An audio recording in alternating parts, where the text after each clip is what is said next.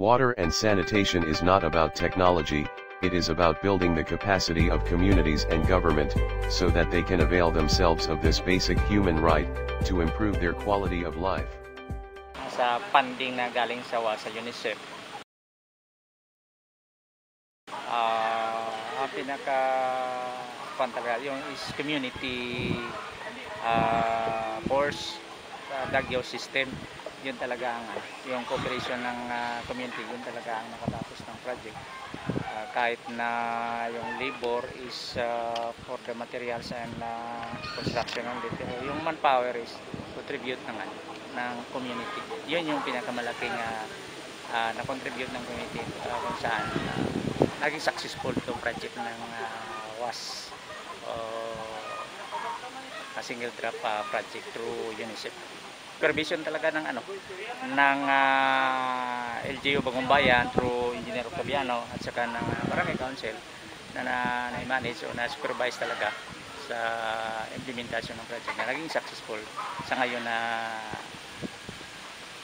nagamit na ng community sa proper barangay proper. Challenges.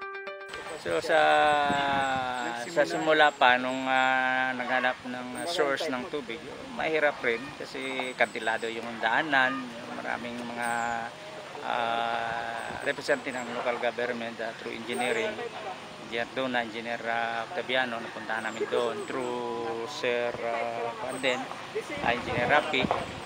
Doon namin nakita paano kahirap yung maghanap ng source na safety na source ng pinagkunan ng tubig at saka paano din natin i-explain sa mga community yung benepisyo na maiibigay, no? Yung contribution nila is ang hirap talaga, yung magkakauling ng mga materialis doon, lalo na yung nagawing intake box, double intake box, siguro galing dito mga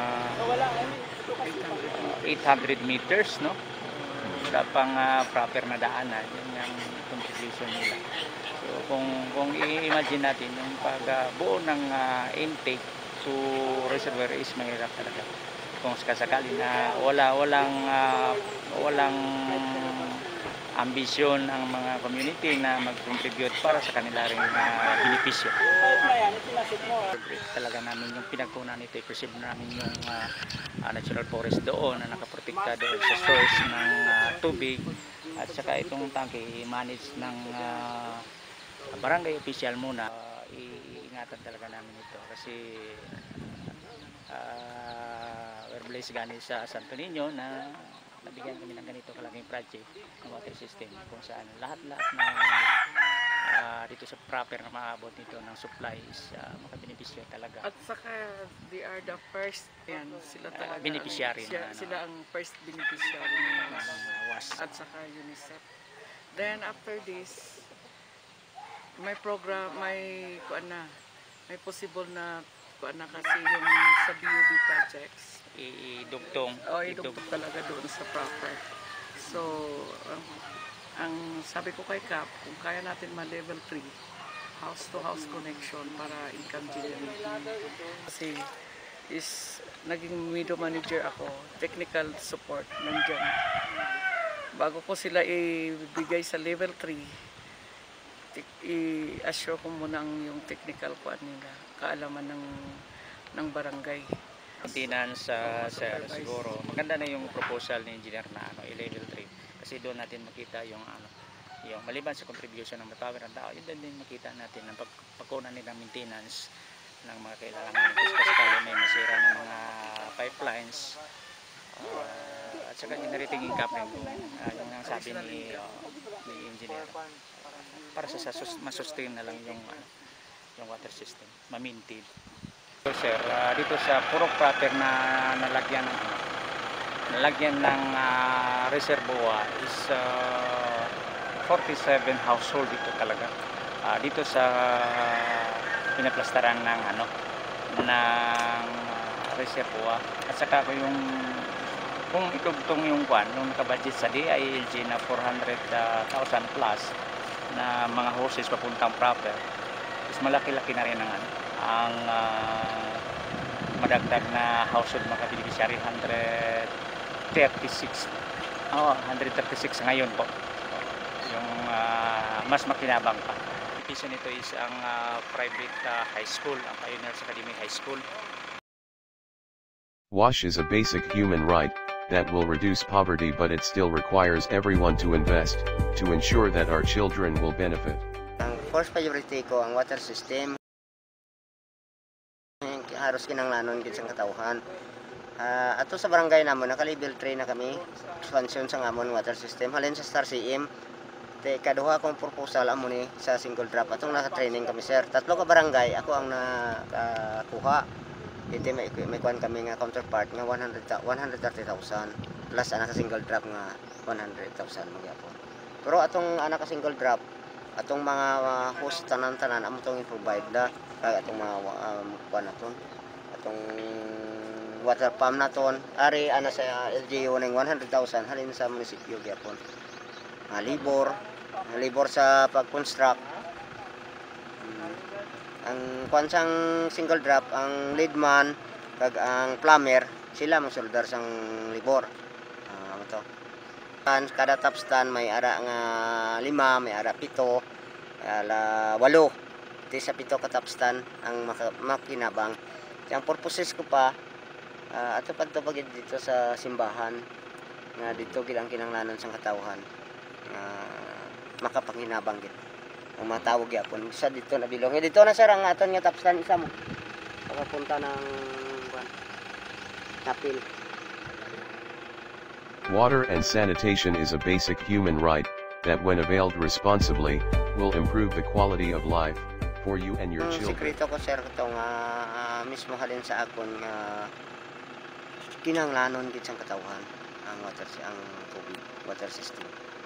Labi na ining sityo taas ang mga area daw haros ang mga tao ang mga babae kabudlayan gid.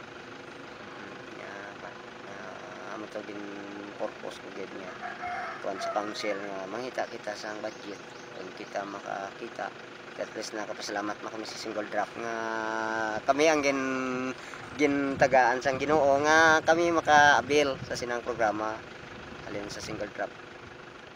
Okay. Gani nakapasalamat gid mi sir basing dako. By institutionalizing WASH within the LGU, you will better be able to mobilize resources and capacity to provide the services mandated by law. Simula yung WASH program dito sa munisipyo po namin.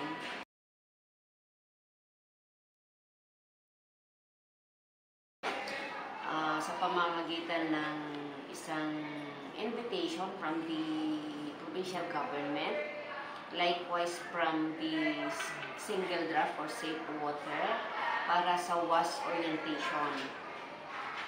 Then, through sa orientation na yun, natutuhan namin na napag-alaman din namin na through single draft, magkakaroon kumbaga na pwede kaming gumawa ng plans para sa water and sanitation para po sa munisipyo namin, sa mga barangays namin na nangangailangan ng tulong galing sa outside funder. Kasi nga po ang munisipyo namin is limited yung mga sources para sa ganitong mga programs. And besides, hindi lahat ng barangays is nabibiyayaan ng ganitong programa.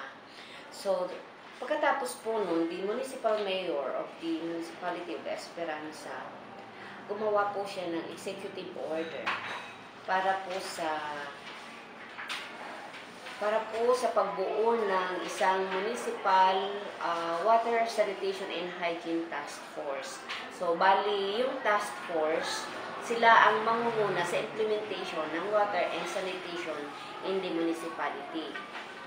And sa sunod-sunod po na mga programa na ibinigay sa amin ng single drop, so nagkaroon kami ng orientation, then yung inventory, WASH inventory. So doon, actually dati po hindi namin ginagamit yung Colilert as water sampling. So nagkakasya na kami sa PHC media. Kasi yun ang libre na ibinibigay sa amin ng provincial government. Then through sa single drop, natutunan namin kung paano gawin yung water sampling through Colilert na ma-define namin or makikita namin mismo yung bakterya ng tubig. So, malaking tulong yun sa amin. So, hindi lang siya, kumbaga, sa iisang barangay kami nakapokus, kundi binigyan kami ng single drop ng kits para ma-extend namin yung services sa lahat ng barangays. So, dahil doon, nakita namin, naka-identify kami ng mga water sources na pwedeng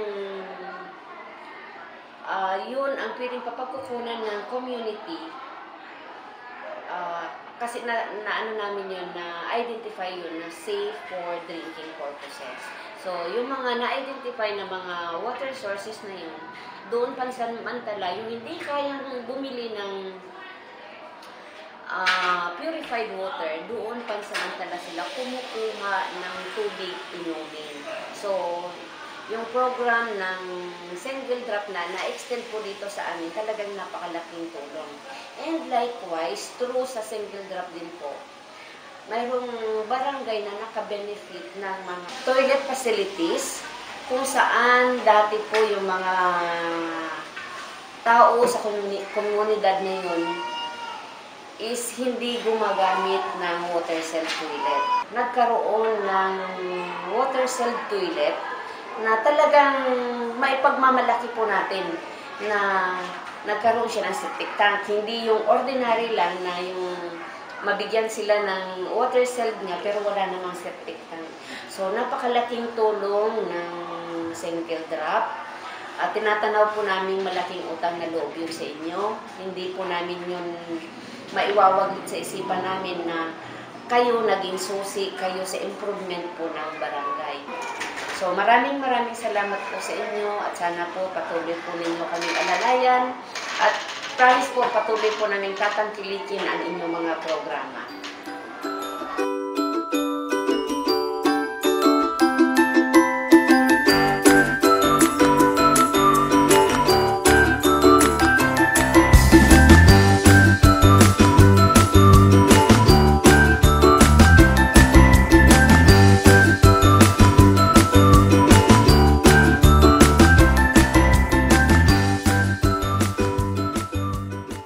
Sustainable water, sanitation, and hygiene development is not about pipes, pumps, wells and toilets, it's about people and service delivery. People should prioritize wash behaviors, invest in services and facilities, responsibly manage their resources, and have the ability to provide and expand services, to ensure they are available to all. Thank you for watching.